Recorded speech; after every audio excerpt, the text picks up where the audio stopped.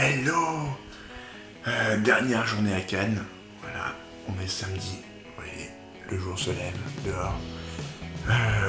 Aujourd'hui encore, on va essayer de voir pas mal de films. On va commencer par Leto, un film russe, je crois.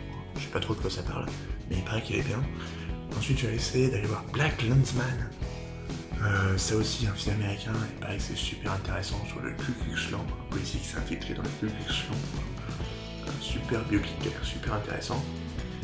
Et après, on verra, il y a la remise du palmarès ce soir aussi. Donc, à voir. Voilà. Ja, ik doe u wel eens kat. Aha. Может, лето.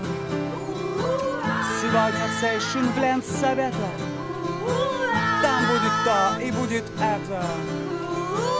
А не сходить ли мне туда-да-да-да-да-да-да. For you, it's a crusade. For me, it's a job. You're Jewish. That hatred, doesn't that piss you off? You're taking this Jew lie detector test. Why are you acting like you ain't got skin in the game?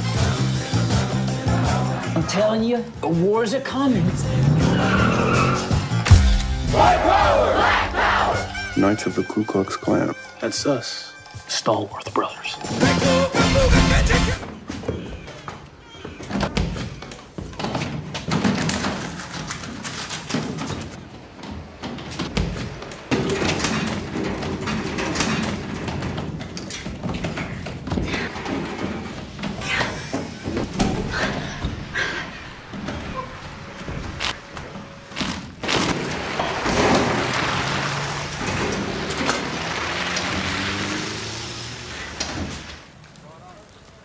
Mon unité est un peu différente des autres. Les filles sont toutes anciens captives. Oui, on m'a dit que t'étais une survivante du massacre du Gordiennet. J'avais interviewé une rescapée. Je suis désolée.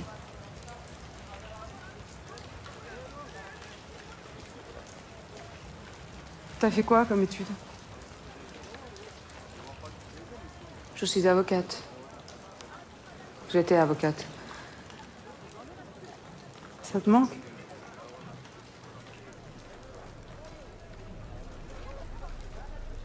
C'est pas ce qui me manque.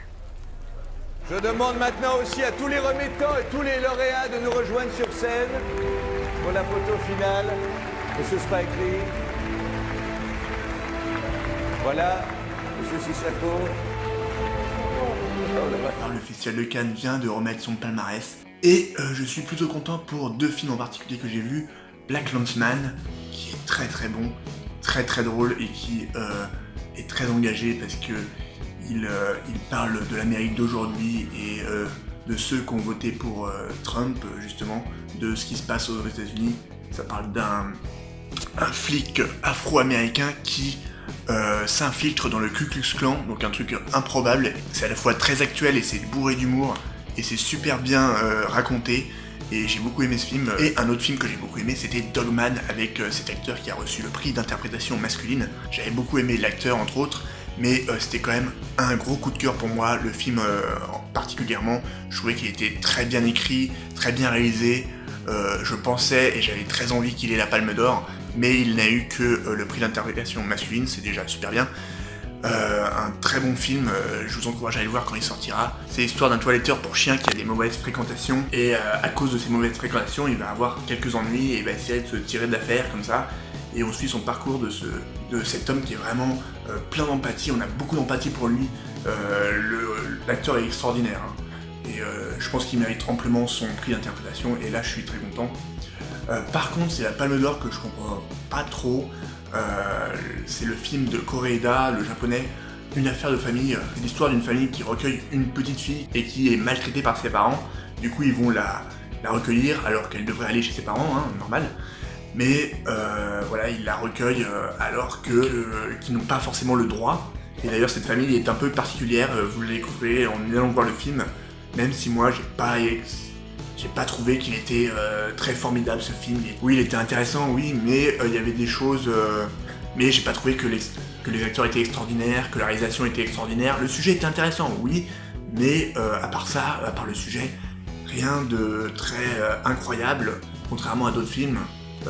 Mais j'ai hâte de voir Capharnaüm, qui a reçu le prix le prix du jury, je pense que ça peut être très intéressant, vu le sujet d'un enfant qui fait un procès à ses parents parce qu'il est né, parce qu'ils l'ont mis au monde.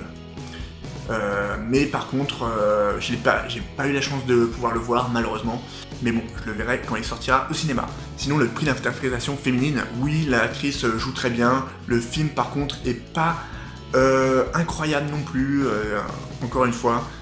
Le sujet est intéressant, mais à part l'actrice, bien sûr, qui joue vraiment très bien, ça, je l'admets. Mais le reste, le film, c'est un sujet d'une femme qui abandonne son bébé parce qu'elle n'a plus d'argent, elle n'a plus rien, elle a vraiment une vie pourrie. Moi j'ai trouvé que c'était un peu du mélo dramatique puissance 10 000 et parfois c'est un peu le cliché du festival de Cannes et du coup ça m'a un peu déçu. J'avais l'impression que c'était qu'il lui arrivait tous les problèmes possibles à cette fille et elle n'arrivait pas à s'en sortir. Oui, c'est peut-être la réalité des choses, mais parfois c'est un peu cliché quand on voit ça dans un film et ça m'a un peu énervé. Même si le sujet est intéressant, oui, on a de l'empathie pour elle, elle abandonne son enfant, elle galère, on a envie de l'aider, on a envie qu'elle s'en sorte, mais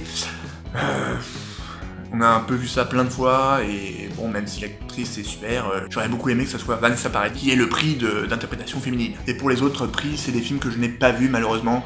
J'aurais bien aimé qu'il y ait un prix pour le Under the Silver Lake avec Andrew Garfield, parce que j'avais beaucoup aimé le style du film. Bon, même s'il est un peu compliqué à comprendre, il va un petit peu loin. C'est un film où je suis sorti de la salle un peu en mode qu'est-ce que j'ai compris, qu'est-ce que j'ai pas compris. Mais en gros, c'est la critique de la société de consommation, de la pop culture. Et ce qui est drôle, c'est que le film fait plein de références à plein de films américains. Et du coup, il s'autocritique. Et ça, j'ai trouvé ça très drôle. Et Andrew Garfield est très bien aussi. Et il y a des choses un peu mystérieuses dans ce film, un peu horrifiques, parfois fantastiques. Et quand il sortira, je vous encourage vivement à aller le voir parce que c'est assez spécial et assez intriguant à voir. Et même j'ai presque envie d'aller le revoir pour essayer de comprendre d'autres choses que je n'ai pas forcément vues la première fois. Voilà pour mon avis sur le palmarès. Vous voyez, je suis un peu mitigé. Mais bon, c'est aussi ça à Cannes. Un jury qui peut créer la surprise. Et c'est souvent le cas, comme on a pu le voir cette année. Voilà, je vous laisse, je vais retourner voir des films, prenez soin de vous, mangez des frites, ciao.